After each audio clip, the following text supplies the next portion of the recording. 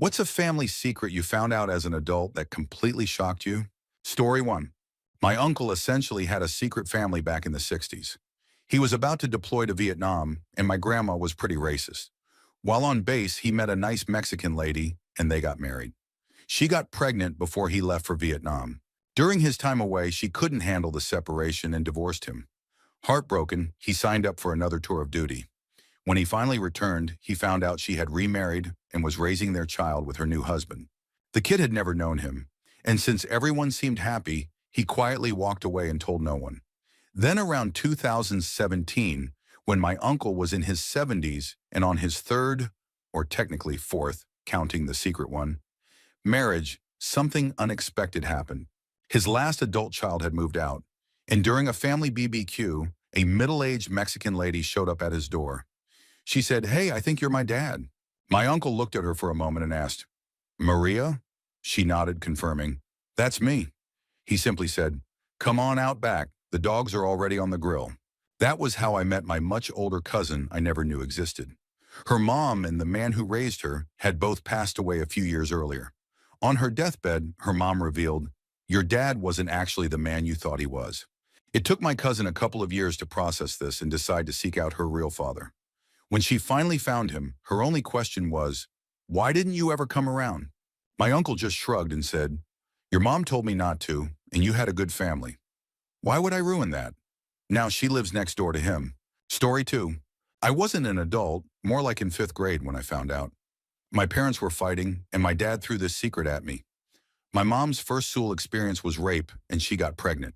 Somewhere out there, I have an older brother because her parents didn't believe her and sent her to a cider house rules type of place to have the baby. Then my mom retaliated with another revelation. My dad had been married twice before meeting her and had 2 daughters from his first marriage, whom he never saw again. Shocked and overwhelmed, I refused to go to school until I learned more. My mom finally sat me down and told me everything, including all the affairs my dad had and how she caught him, sometimes even with toddler me in tow. Those were some rough times. Story 3. Just a few weeks ago, I found out something surprising about my grandmother. She's white and grew up in California. Back in the early 40s, she was engaged to a Japanese man. When America entered World War II, he was rounded up and deported. She tried to follow him, but her parents prevented her. Eventually, she ended up marrying my racist grandfather and moved to the mountains of West Virginia. Nobody really knows why she made that choice, but it probably had a lot to do with her parents' influence. However, it did shape her values. She was always adamant about teaching my mom and her siblings that racism was wrong. She also supported the civil rights movement, often sending money from her side jobs to organizations that promoted desegregation and diversity. It wasn't exactly a secret, but I think my mom just assumed she had already told us. Story 4. My grandmother cheated on my grandfather while he was deployed in the military. The baby resulting from the affair was given to my grandfather's brother and his wife to adopt since they had fertility issues. This remained a family secret for years until my grandmother decided to reveal it to her son to nephew at his sister's wedding. My uncle described the close relationship he always had with his cousin, and suddenly it all made sense when he found out they were actually brothers. Despite this revelation, my grandmother never disclosed the identity of his birth father, even when my uncle was dealing with health issues and needed accurate medical history. Tragically, he eventually died of cancer without ever knowing. My uncle shared this story with me during the weekend of my grandfather's funeral. My grandmother had already passed several years earlier, and all my aunts remain in denial about the truth. It turns out my devout Catholic grandmother had a secret love child. Story 5. Turns out a trust fund set up by my grandparents could have fully covered college or trade school expenses for all of us grandkids. However, our parents never told us because using the money for education would have left them with less cash. This was after the fund had already paid for a house for them outright. We only discovered this about a decade after they had emptied it out. Now they wonder why none of us have the resources to help them in their old age, or why we barely talk to them. Maybe if they hadn't sabotaged our educational opportunities and left us to fend for ourselves, they'd have successful doctors, lawyers, and engineers to rely on, instead of a bunch of late bloomers who had to build stability from scratch. Story 6. This isn't exactly a family secret, but it shocked me nonetheless. I recently found out that a local, respectable grocery store owner was a known pedophile. preying on teenage boys. My father had actually suggested that my teenage son apply for a job there because it was close to home and he wouldn't have to drive far. Luckily, my son found a job elsewhere. I learned about the store owner's dark history only after he died. I couldn't believe it at first, so I called my parents. To my disbelief, they both knew about it and still thought it was a good idea for my son to work there. Their reasoning? They believed the store owner wouldn't bother our son because he came from a good middle-class family.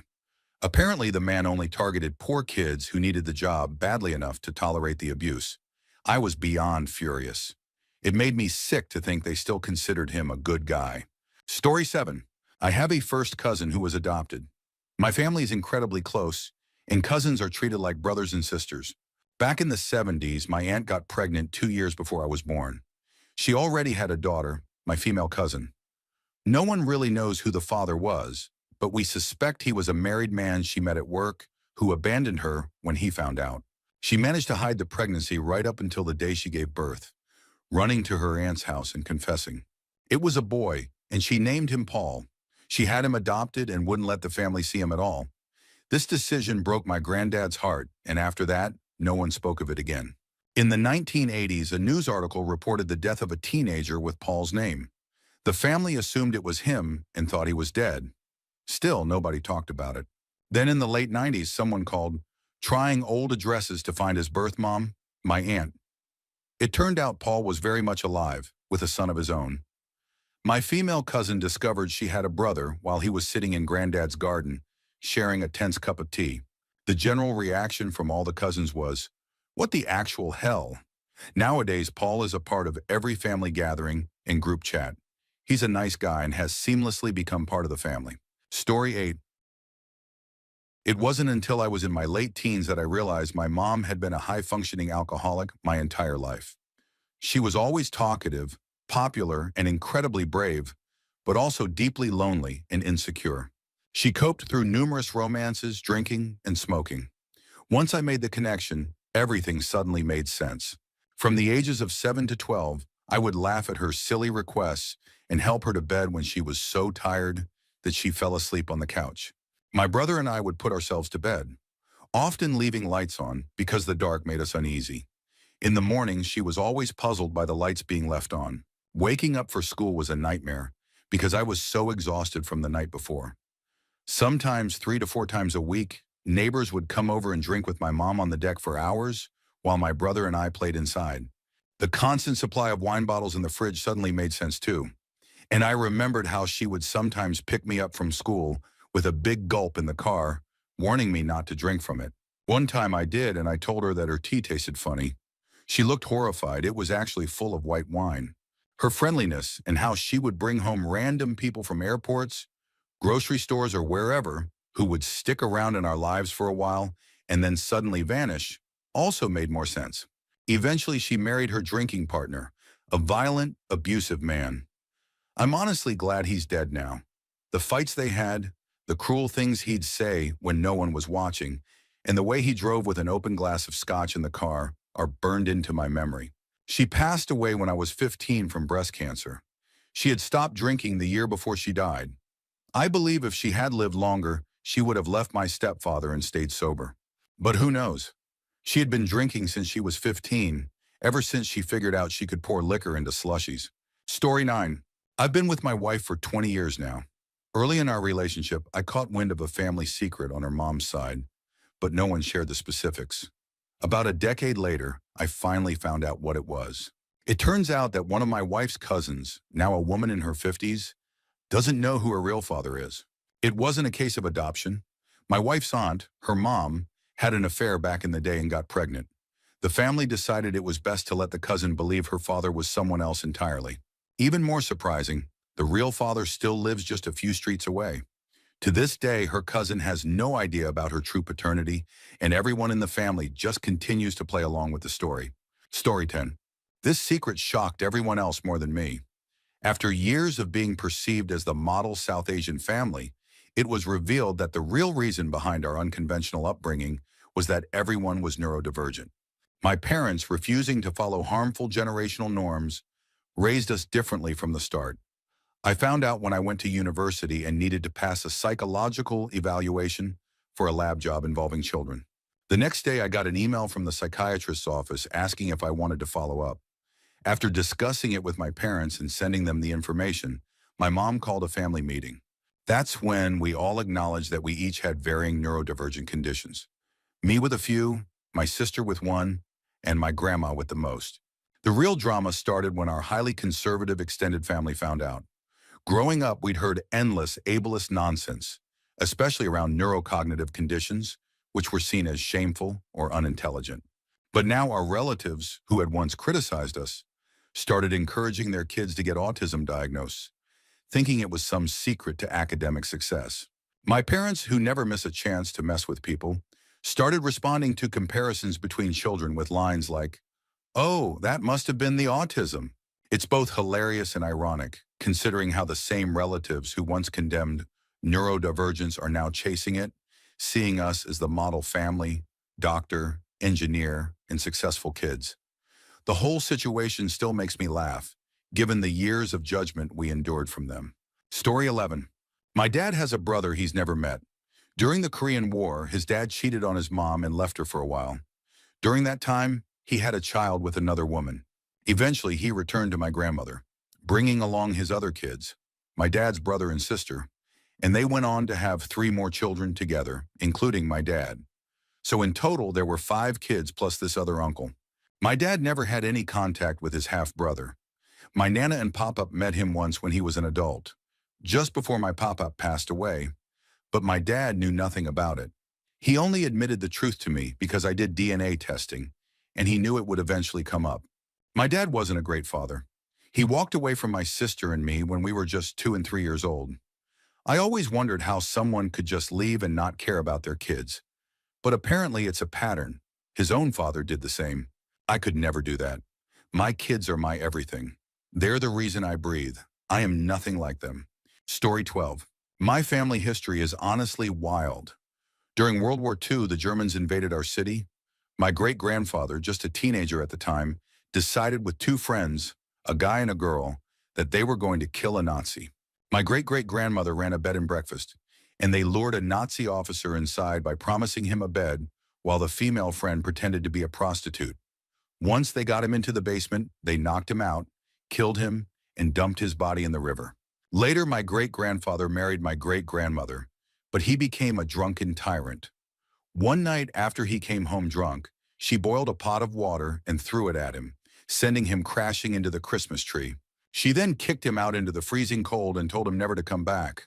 They divorced after that. Then there was my grandfather's sister, who had an affair while her husband was away as a truck driver. One day he came home to find everything.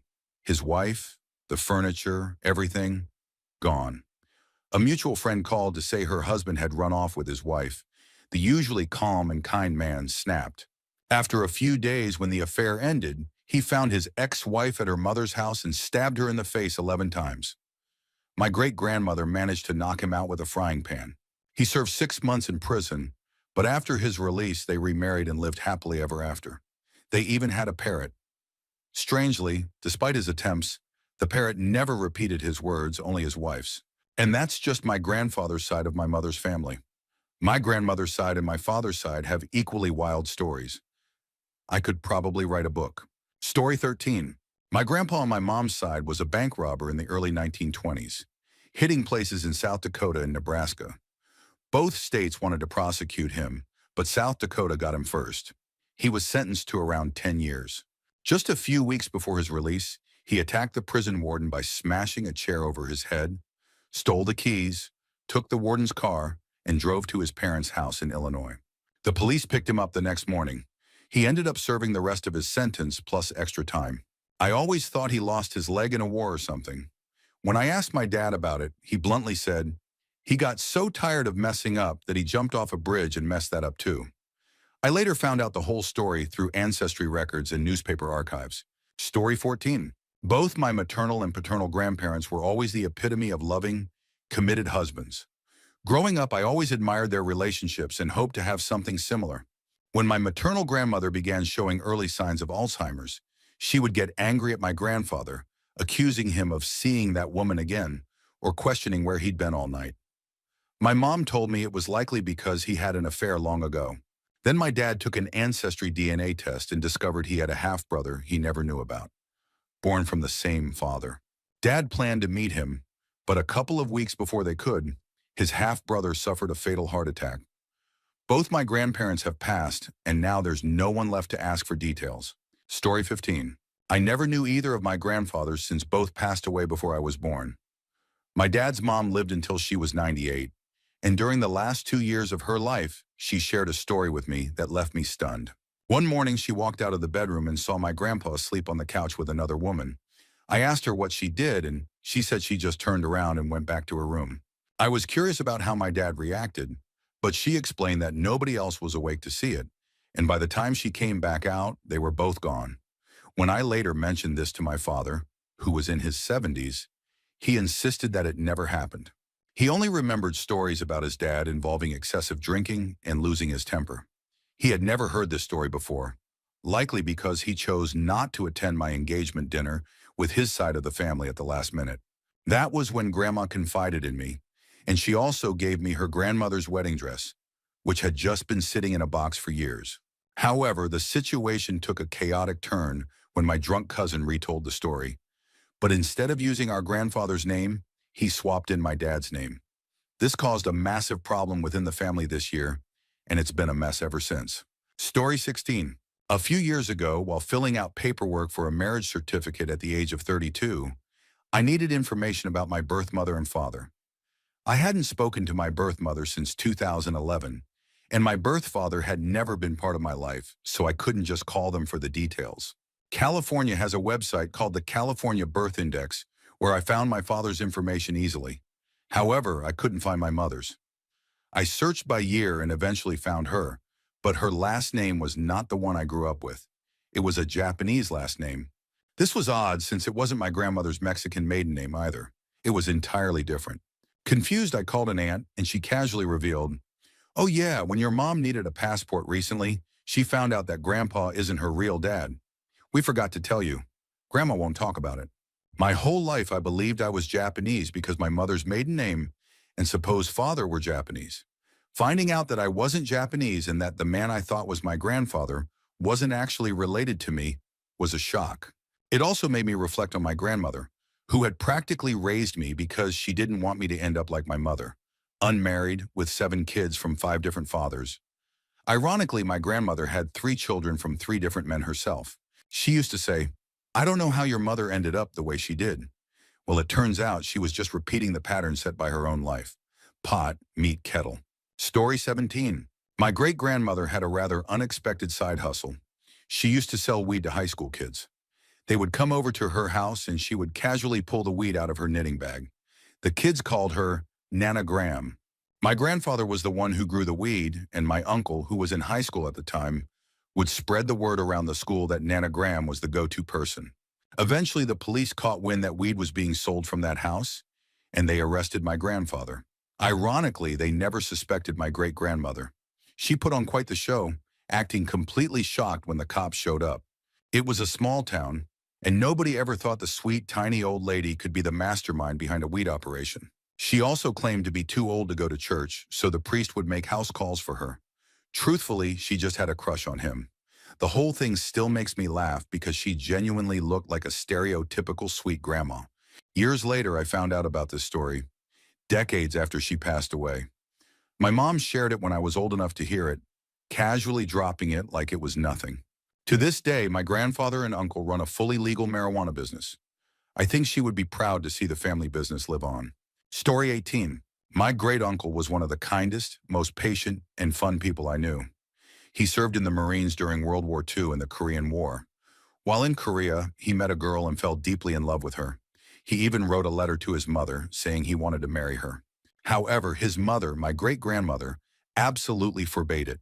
She said she would disown him and wouldn't tolerate having a gakik daughter-in-law. Back then, it was socially taboo to marry without both parents' consent, so he never married her. He never married anyone after that. He stayed single for the rest of his life, living with his mother until she passed, and then staying in the same house alone. I only found out about this after he died, and it broke my heart. He deserved to be happy and loved, but he gave it all up because of family pressure. It also bothered me that when he was buried at Arlington Cemetery, he didn't receive the 21-gun salute like my grandfather did. They claimed there was a shortage of personnel after 9/11, but it felt like an excuse. He served for over 20 years, and I believe he deserved that honor. I still think about organizing a group of 7 people with guns to give him the salute he never got. Story 19. During a period between marriages, my dad reconnected with an old girlfriend who was back in town. Apparently, she and her husband had been trying to have kids and she was on fertility treatments at the time. I'm not sure if my dad knew she was married when they hooked up. A while later, she called my dad and revealed that she was pregnant. She confessed that the kids were his but begged him to never contact her again. It turns out she had triplets. When I found out, I looked them up on social media, and there was no doubt they looked just like us. However, she remained married to the same man, and I'm pretty sure no one else knows the truth. My siblings and I made a pact to never take any DNA tests because we don't want to destroy what seems to be a happy family. We've decided to just let it be. The kids are being raised in a stable environment, and it doesn't feel right to disrupt their lives with the truth. Story 20. On my mother's side of the family, there were 8 siblings. The eldest, Irma, had a child with a man named Eduardo. My grandmother didn't approve of him because he was a musician, and in Bolivia at that time, musicians were seen as lowly people. Tragically, Irma died within a year of giving birth to her daughter Elsa. To keep Elsa from ever knowing her father, my grandmother and the rest of the family decided to tell her that she was one of the siblings, rather than the daughter of Irma. I always knew Elsa as my aunt, and all my other aunts treated her as their sister, even though she was really my cousin and their niece. One summer, while visiting family in La Paz, Elsa's father, Eduardo, reached out to her. The drama that unfolded was intense. Elsa discovered that she had been lied to her entire life and was understandably furious. My parents, my brother, and I accompanied her to Cochabamba to meet Eduardo for the first time. To our surprise, Eduardo was actually a founding member of a famous Bolivian band called Los Tigres, and his house even had a recording studio. He drove us around the city in the back of his VW minibus that had a truck bed. Eduardo turned out to be a genuinely great guy, ironically enough. Eventually, Elsa forgave the rest of the family, and they still act like sisters, just as they always did. I still call her Tia. That summer was unforgettable, full of revelations and a lot of emotional highs and lows. Story 21. My parents have a 19-year age gap. Growing up, I always assumed there was some kind of power dynamic involved since my dad was 40 and my mom was just 21 when they got together. One day in high school, my dad was on my case about something stupid I had done, and he made a snide comment about bringing any girlfriends home from college since he likes them young. He called my mom in to set the record straight. It turns out the reality was quite different. After he initially told her he wasn't looking for wife number 3 and would find an adult if he was, my mom kept showing up at his parties and usual hangouts. She was persistent, and he never actually took her up on her offer to leave if he wanted her gone. Before long, they were taking pregnant honeymoon photos. They're an odd couple for sure, but 40-plus years later, they're still together, so I guess it worked out for them. Cheers to them for defying the odds. Story 22. My uncle was a genuinely nice guy, well-loved by everyone. He had the same girlfriend since high school, and the whole family adored her. They couldn't wait to see them get married. However, they had a spat and broke up, although nobody thought it would last. During their break, my uncle had a one-night stand with another woman and ended up getting her pregnant. The whole family was devastated, not because of the pregnancy itself, but because they absolutely hated the baby's mother. Being strict French Catholics, the family practically forced my uncle to marry her, despite the fact that she was a mean-spirited, conniving person. The marriage was rough, mostly because of her toxic behavior. Growing up, I just thought of her as the mean aunt, not knowing the story behind it. Looking back, I can see how religion and family pressure trapped him into a life he never really wanted. It's sad to think how different things could have been if he had been allowed to choose his own path. Story 23. When I was 19, I worked as a hairdresser and had been cutting the hair of the same guy for about a year. One day, one of my coworkers casually mentioned, "Do you really not know that's your half-brother?" I was floored. It made sense, though. He did resemble my full brother, just not enough for me to connect the dots.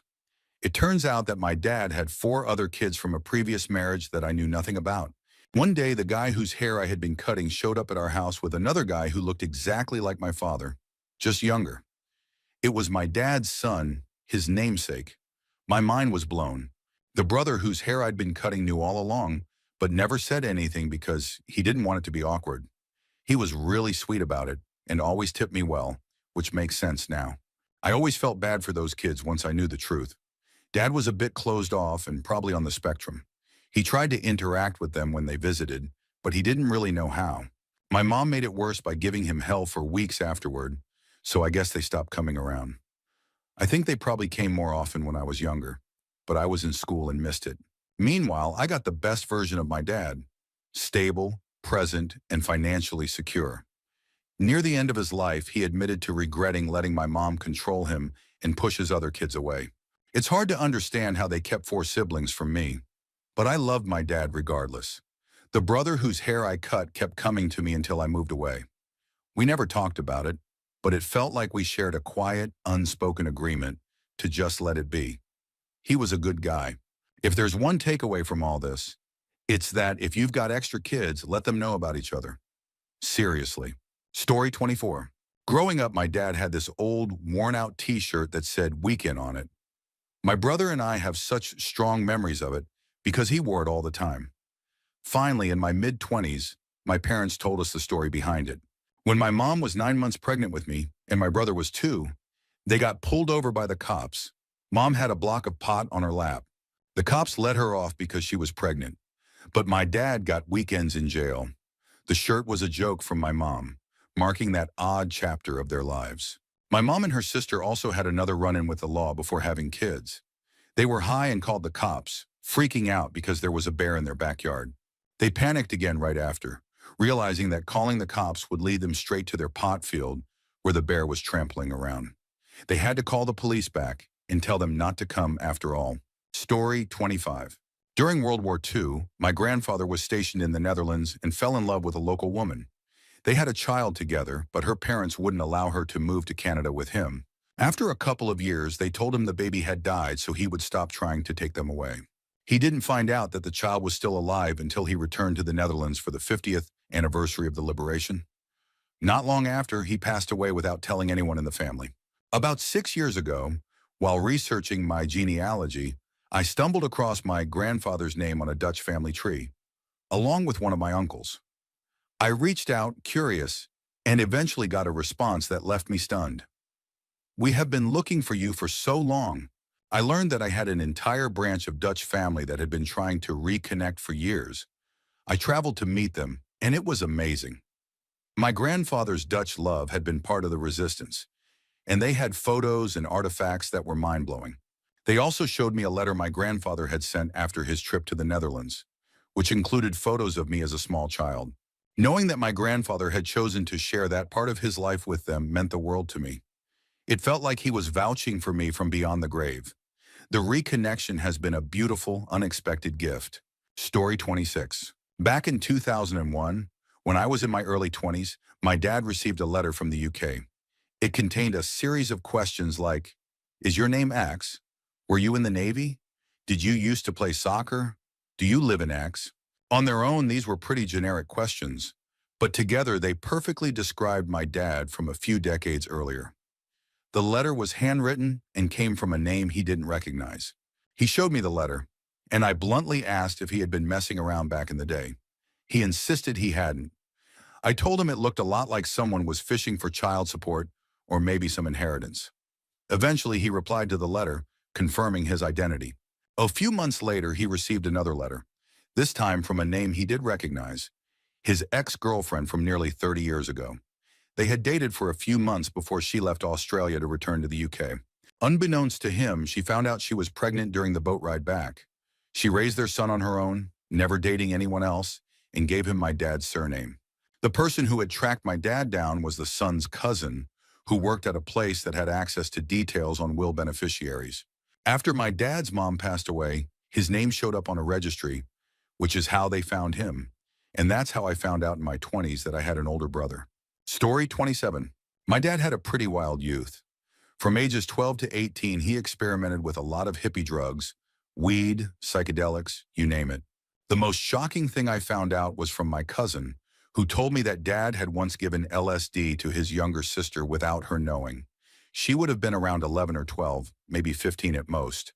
This information was mind-blowing to me because my dad has always been the straight-edge, responsible type. I could never imagine him doing something like that. He became a dad at 20, and that seemed to snap him into being a responsible adult overnight. Looking back, I can see how his rough upbringing might have contributed to his choices. He grew up with a manipulative single mom, and his dad abandoned the family for a much younger woman. I guess it makes sense that he sought escape through drugs at such a young age. Still, dosing his sister with LSD is something I can't quite wrap my head around. Thankfully, his sister turned out fine, and they have a good relationship now. Ironically, despite Dad raising us to be responsible and anti-drug, both my brother and I ended up experimenting with drugs, especially psychedelics. I use cannabis daily to manage chronic pain and have benefited from psilocybin and ketamine for mental health treatment. My brother has tried almost every drug out there, but has calmed down now that he's a father. My dad knows about our drug use, and while he doesn't approve, he just urges us to be safe. Genetics are wild. Story 28. I grew up believing that my sister was my full sibling. She was the oldest, and I was the youngest, with two brothers in between. There's an 11-year age gap between us, and both of my brothers and I share the same parents.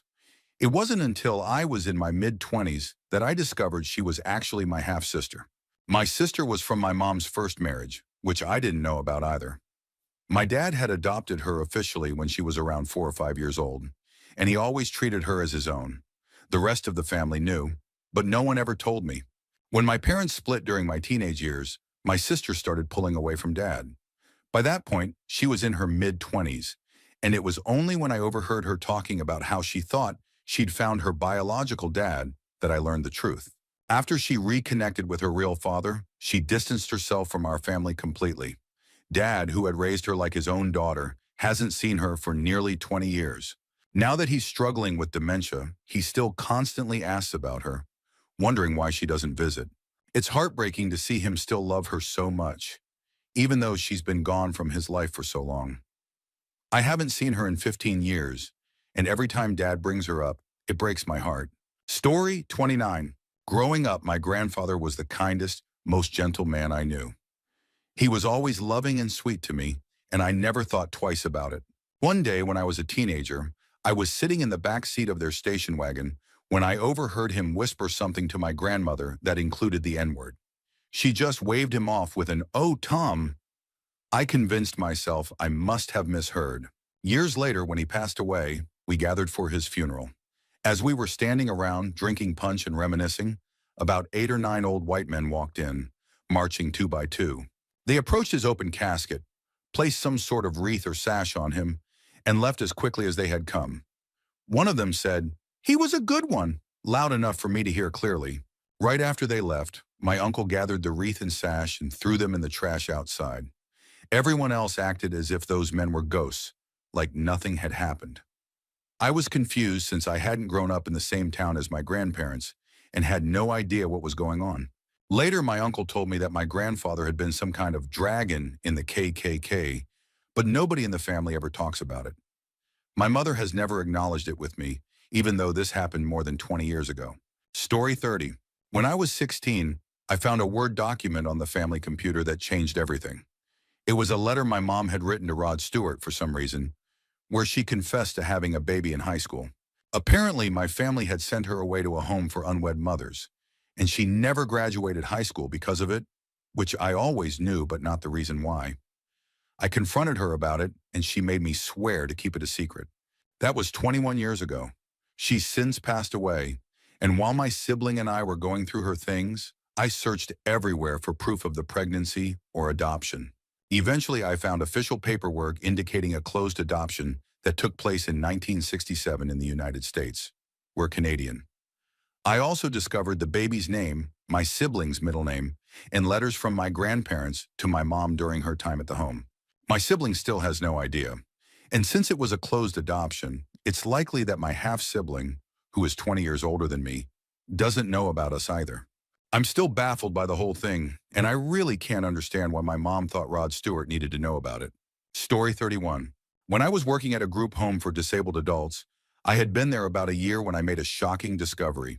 One of the residents was my relative. It turned out that one of my great aunts had gotten pregnant as a teenager back in the 1950s. The baby was born with severe disabilities, and, as was common at the time, the child was given up to the state. She lived in a state-run hospital until it closed down, after which the remaining residents were relocated to adult care homes across the state. Once I learned the truth, the resemblance became obvious. It was unsettling because my aunt, who became a lifelong nurse, was always vocal about being pro-life. I had admired her for years. She was single, independent, worked as a travel nurse, and always had the coolest car. After learning this secret, my perception of her changed completely. I get that a teenage pregnancy in the 50s would have been traumatic, and that giving up a disabled baby might have felt like the only option. But to never send a birthday card, a letter, or even a little money, especially when it was so desperately needed, just seemed heartless. I still struggle to reconcile the woman I thought I knew with the reality of what she did. Story 32. Before my cousin's wedding, we stopped by my grandparents' grave to pay our respects. Out of nowhere, my aunt decided to drop a bombshell of family lore. She explained that after our grandma died, our grandpa started dating another woman. They got married just a month or so after meeting. After the marriage, this new step-grandma managed to get his will signed in her name. Not long after that, our grandpa died of a heart attack. My aunt said that they suspected foul play but couldn't prove it. The step-grandma threatened that if they demanded a full autopsy, she would bury him next to her instead of our grandma. Since my grandpa was a heavy smoker, it was easy to attribute the heart attack to stress or cigarettes, but my family has always wondered if it was more than that. Years later, I asked my mom what the woman's name was. She just told me that the step-grandma is still alive, but I didn't need to know her name because she keeps checking the obituaries in her hometown, hoping to see that the bitch has died. To top it off, she's also the reason why my brother, my cousins, and I never got the college funds our grandparents had saved for us. Story 33. I'm 49 years old, and I just found out about this last year. I always knew my grandpa was a recovering alcoholic, but I recently learned that he was also addicted to morphine back in the 1960s. It started when he had a bad stomach ulcer. The standard treatment back then was stomach surgery, which was as awful as it sounds. To manage the post-surgery pain, he was given morphine, and it didn't take long for him to become dependent on it. His addiction grew to the point where he played the prescription game with multiple doctors to maintain his supply. Nobody realized he was injecting morphine until someone found his stash hidden in the garage. He eventually went to rehab, got clean from morphine, and then swapped one addiction for another: alcohol. After battling that for years, he finally got completely sober. I still don't know why the family kept this secret. In my opinion, it makes his story even more impressive. The man fought off two major addictions in his life and came out sober. Knowing about his morphine struggle makes me prouder of him than ever. Story 34. There was always a strange rumor circulating in my family that my grandmother wasn't who she thought she was. My great-aunt openly disliked her, and most of the family kept her at arm's length. The rumor was that my grandmother wasn't biologically related to the family at all, and that she was actually won in a poker game as a baby. A few years ago, my uncle got really into genealogy and decided to do some DNA testing with 23andMe. He expected to find matches with the cousins related to my grandmother, but found none. Instead, he started getting matches with a bunch of other people from the same area. He eventually reached out to one of these distant matches, and they had a family story of their own. Apparently, during the Great Depression, one of their ancestors had a serious gambling problem. During a poker game, in a desperate attempt to bluff, he put his newborn daughter into the pot, assuming the other guy would fold. Except the other guy didn't fold. He won the hand, and along with it, my grandmother. It turns out the story was true, and my grandmother really was won in a poker game. It's wild to think that one reckless bet changed the entire trajectory of our family. Story 35. My great-grandfather always told everyone that he was an orphan who immigrated to the U.S. by himself around 1895. Years later, I got curious and looked up our distinctive last name on the internet. I found a court case involving my great-grandfather from the Midwest that took place in 1890, and he had argued it all the way to the state's Supreme Court. Turns out he actually moved to the U.S. as a child around 1880. At 19, he was working on a farm and got caught having a relationship with the farmer's daughter, who he believed was of age. Apparently she wasn't, and they had been secretly seeing each other all summer. When her father found out, he pressed charges, and my great-grandfather ended up in jail after a coerced confession. His lawyer argued that for a crime like this, they needed to specify a date and approximate time of the offense. A vague confession about something happening sometime in July wasn't enough. They kept appealing, and eventually he won the case. My snooty aunt was horrified to learn that her grandfather spent 5 years in the state penitentiary. Story 36. I found out that both my father and his sister were actually adopted from two extremely poor families. This revelation messed me up for a while because it put so many years of my life into perspective. For as long as I could remember, my relatives had mocked me for my physical appearance and treated me like an outcast, especially pointing out how little I resembled my beloved grandmother. As it turns out, they were trying to make her hate me because they wanted all her assets and money for themselves. When I learned the truth about my dad being adopted, I confronted them and told them to stay out of my life. To everyone's surprise, when my grandmother passed away, she left everything to me. I had been the only one who took care of her for a decade while she suffered from severe dementia. At the will reading, those same relatives laughed at me for crying while gleefully anticipating their supposed inheritance. Seeing their faces when the attorney announced that everything was mine was an unforgettable moment. Story 37. I was the oops baby in the family. My sister and brother from my mom's first marriage are 19 and 15 years older than me. My mom was 37 when I was born, and my dad, her second husband, was 47. Dad pretty much raised my siblings from toddlers and was an amazing father to us all. Since 2000, I've been doing family research on ancestry, and in 2008, I discovered something surprising. Secret 1. My brother had a son with his girlfriend when he was 18 in the 80s and gave him up for adoption. I found my half-nephew on MySpace back then, and he looked just like my brother. I never reached out because I didn't feel it was my place, but I was glad to see that he seemed happy and well-raised. In 2011, just before my mom passed away, she revealed, Secret 2. My dad used his brother's name and birth date to join the military at age 16 in 1950. While stationed in England in 1960 to 61, before meeting my mom, he had twin boys with a woman there. He couldn't bring them to the States because she was sick, and he couldn't afford it. In 2020, the day after my dad died, my aunt and I made another discovery. Secret 3. My dad was stationed in Louisiana in 1957 before going to England. He married a woman there and had 2 sons. He used his brother's name and birth date for the marriage as well, maintaining the lie. One of those sons has since passed, while the other is alive but has serious issues with alcohol and drugs. I spoke to their sister, who was 3 when my dad married their mom, and she described my dad as a violent, angry alcoholic. She asked me not to contact her brother since he wasn't mentally well, and I respected her wishes. I don't know if my mom ever knew about this part of my dad's past, and I wish I could ask her. Story 38. Before my mother passed away, she was involved in a court case that required her medical records, so she had a printed copy for her own use. After she died, I was sorting through her personal belongings and felt that most of the medical information should be returned to her doctor for proper disposal. However, I decided to keep the letters about her recent cancer treatment, just in case. As I was going through the documents, I came across something unexpected. A child protection social worker's assessment and follow-up report concerning me from when I was 5 months old.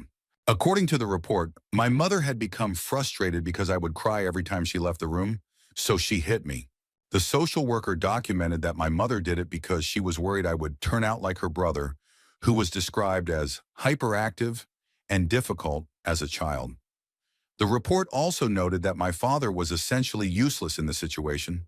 My mother had to have it explained to her that it was normal for babies at that developmental stage to cry when their mothers weren't in sight, and that it didn't mean I was destined for a life of social deviancy.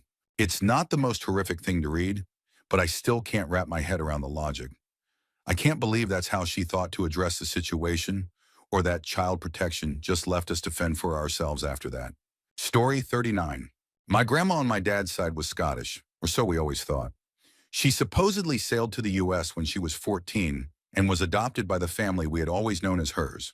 When I did a DNA test, I discovered I was about 35% Scottish. My mom also did the same brand of test and showed almost no Scottish ancestry, so that meant my dad must have a lot. However, when I started looking into my family tree, things didn't add up. I found all of my grandparents' ancestors on both sides, but neither my grandma's nor grandpa's family had any significant Scottish ancestry. Puzzled, I dug deeper and found census records listing my grandma with her supposed parents and siblings. Oddly, her age was off by 2 years, and she had a different first name. A few years later, another census listed her with the correct information. I also found a passenger manifest from a ship coming into Boston with her correct name and birth date. The strangest discovery was that there were no vital records for her birth at all. But I did find a birth record for another little girl with the same first name, the correct parents, and the same birth year listed in the earlier census. The best I can piece together is that the biological youngest daughter of that family must have passed away between the ages of 8 and 12, and they somehow took my grandma in, likely because of the similar name and age. Maybe they kept it quiet because my grandma never talked, and in return, she got a family. My dad doesn't believe it, but my mom always thought it was odd that grandma was so fair, with strawberry blonde hair, blue eyes, and freckles, while the rest of the family had dark hair, brown eyes, and no freckles.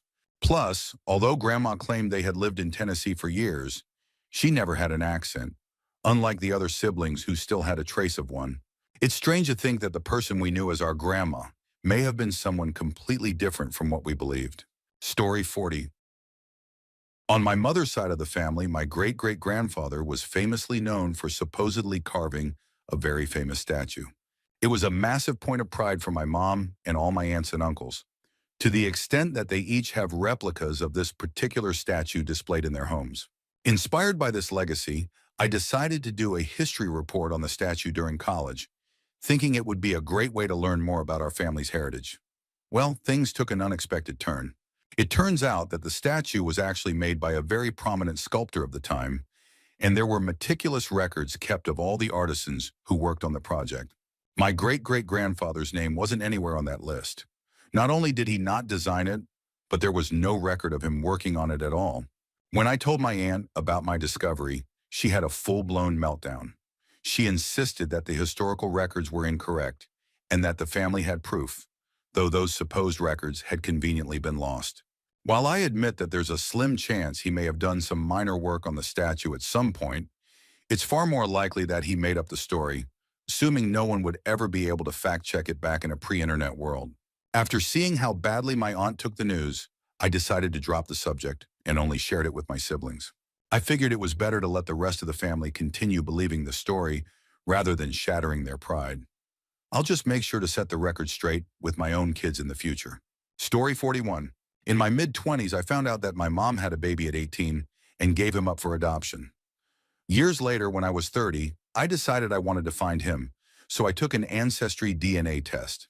When I mentioned it to one of my aunts, she reacted strongly and told me not to go digging into things that weren't my business. I didn't listen and went ahead with the test. My brother wasn't on the site, but I did match with a woman who seemed like she could be my grandmother. I reached out, and she turned out to be my biological grandmother, my dad's mom. We started exchanging emails, sharing photos, and getting to know each other. One day, she told me something difficult to hear. In her 20s, she married a man who turned out to be abusive and secretly gay. He was also inappropriate with their son, my dad. When the man left, she didn't want to be a single mother, so she spoke to her in-laws, who agreed to adopt her son as their own. My dad was then raised by his grandparents, whom I had always known as Grandma and Grandpa. Growing up, I thought Uncle Jay was just my dad's brother, but there were always weird interactions between them. Eventually, I learned that Uncle Jay was actually my dad's biological father, the abusive man. When my dad was pressured into reconciling with him by his sister, he finally cut ties with the family. 6 months after my DNA test, I got a message on Facebook from a man who matched as my full sibling. My mom had always wondered if the baby she gave up was my dad's or someone else's. I immediately called my sister, and we cried together. I went to my parents' house and shared the news. They were thrilled to have found our brother. I also told my dad that I had been in contact with his mother and that I knew about Uncle Jay. Dad already knew about his parentage and brushed it off. He had never really dealt with the trauma from his childhood. Now, I see my brother regularly. He lives about an hour away and has a wife and daughter, so I became an instant aunt. My biological grandmother and I stayed in touch for a couple of years, and she was so happy when I told her I was pregnant. Sadly, she passed away shortly after my daughter was born, and I never got to meet her in person since she lives several states away. As for Uncle Jay, I don't have any contact with him and don't plan to. I don't even know where he lives, but I occasionally check for his obituary once or twice a year. I'm grateful for reconnecting with my brother and my biological grandmother, but some parts of the past are better left buried. Story 42. My aunt had a child as a teenager and gave the baby up for adoption. It wasn't all that shocking since she had another child as a teen as well. What was surprising was that years later, that child showed up at her doorstep as an adult, hoping to meet her birth mother. Instead of welcoming this person, my aunt completely refused to acknowledge them. She turned them away, saying she couldn't risk her other kids or her current husband finding out. She's built her life around being a pious, church-going lady and didn't want to tarnish her reputation. The thing is, my aunt is generally a terrible person who hides behind a facade of righteousness. After our last grandparent on that side of the family passed away, I made a post about this situation on the family history website. If she had been a decent human being, I might have kept her secret, but sometimes the truth needs to come out. Story 43. My dad left when I was 2.5, and my little brother was 1. My whole life, my mom drilled into us that men were scum and that our dad was the worst of them all for abandoning us. Years later, while living in another city, I found my dad's name in the phone book. Being young and curious, I called the number. A deep voice answered, "Hello?" I introduced myself and said I thought he might be my dad. He responded, "Well, I do have sons with those names." We arranged to meet up. During lunch, after some awkward small talk, I asked him why he left. He hesitated, then finally just said, "Ah, what the hell? Your little brother isn't mine." Turns out my dad never really wanted to marry my mom, mostly because he was still hurt from catching his previous wife in bed with his best friend. He and my mom dated for a few years before she finally convinced him to marry her. After I was born, my little brother came along. Platinum blonde hair and bright blue eyes, despite both my parents having brown hair and brown eyes. My dad got suspicious and secretly did a DNA test, which confirmed his doubts. The child wasn't his, so he left. When I confronted my mom about it, she was furious. Once she calmed down, my brother asked who his real dad was. It turned out to be the same best friend my dad had caught with his first wife. To make it even worse, this guy had been secretly dating my mom's twin sister, my aunt at the time, cheating on her with my mom. My entire life, I had been manipulated into believing my dad was the bad guy, when in reality, my mom was the one who caused the chaos. It was shocking and painful to learn the truth.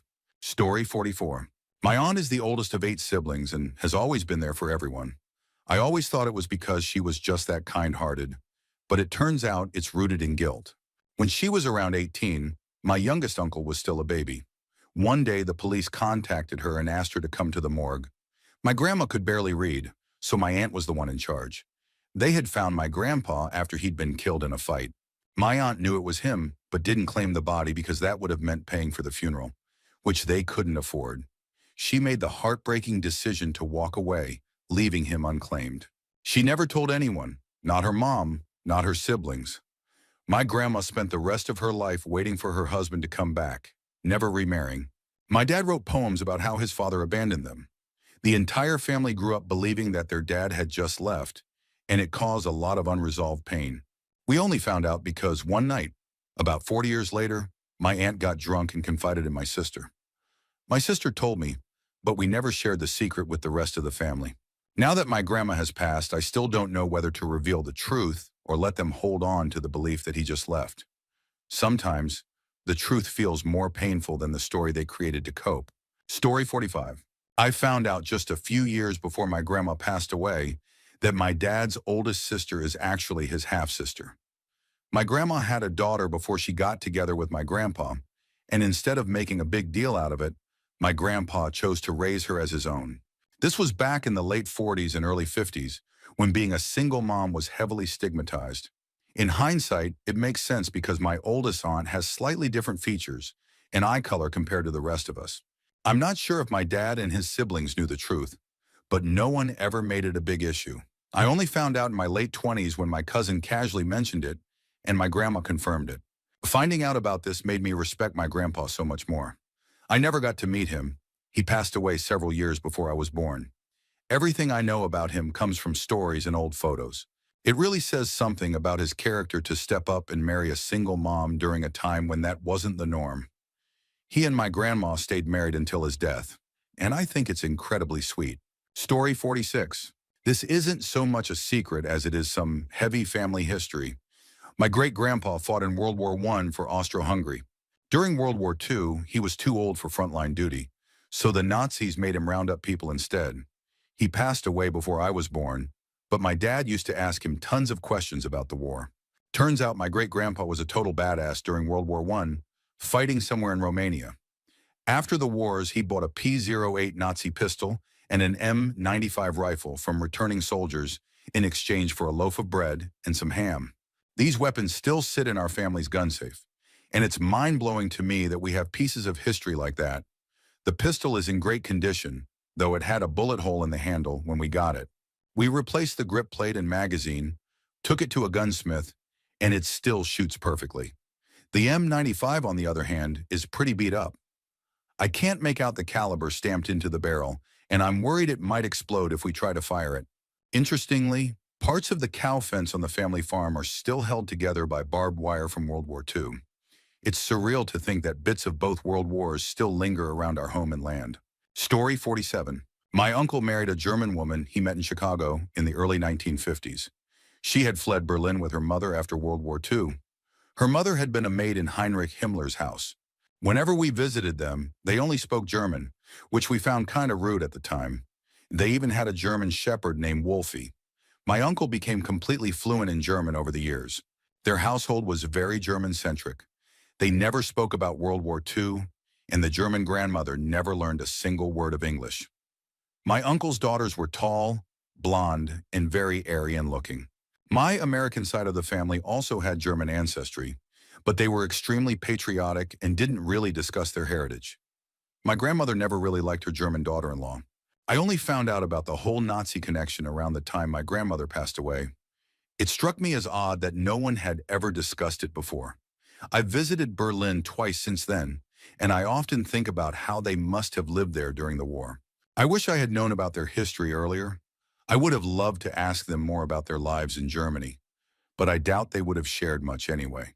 Story 48. About 100 years ago, Ireland went through a bloody war of independence, followed by a civil war. Like many Irish families, we were raised on stories of the rebels and the martyrs who fought against the empire.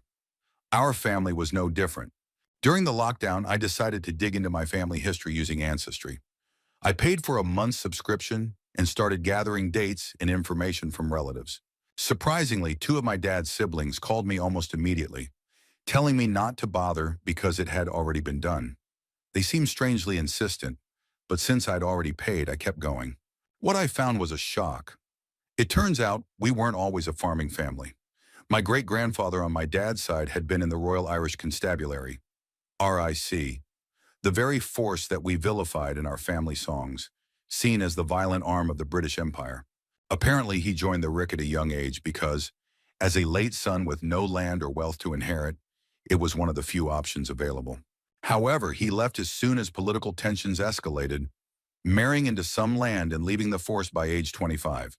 Still, the fact that he had once been part of the RIC is a closely guarded secret on my dad's side of the family. Story 49. My grandfather was a serial entrepreneur, running an ambulance service, a mercantile store, a large horse ranch, and a farm. Family lore always said he died young of natural causes. He was well regarded in the community and one of the area's largest employers. Around the age of 50, he commissioned a custom-built house on the edge of town, complete with verandas, vineyard views, modern amenities, a riding stable, and a beautiful lake.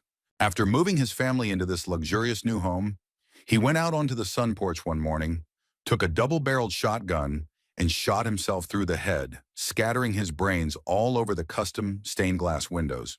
The local paper reported it as an accident, and both the sheriff and coroner filed it as an accidental discharge. The church held a grand funeral, describing it as a horrible accident, and hundreds attended. Decades later, while researching family history, I found a newspaper clipping from a nearby town where he also owned a grain silo. That paper wrote about his Suics, detailing his episodes of depression and even quoting an eyewitness farmhand who discovered the body.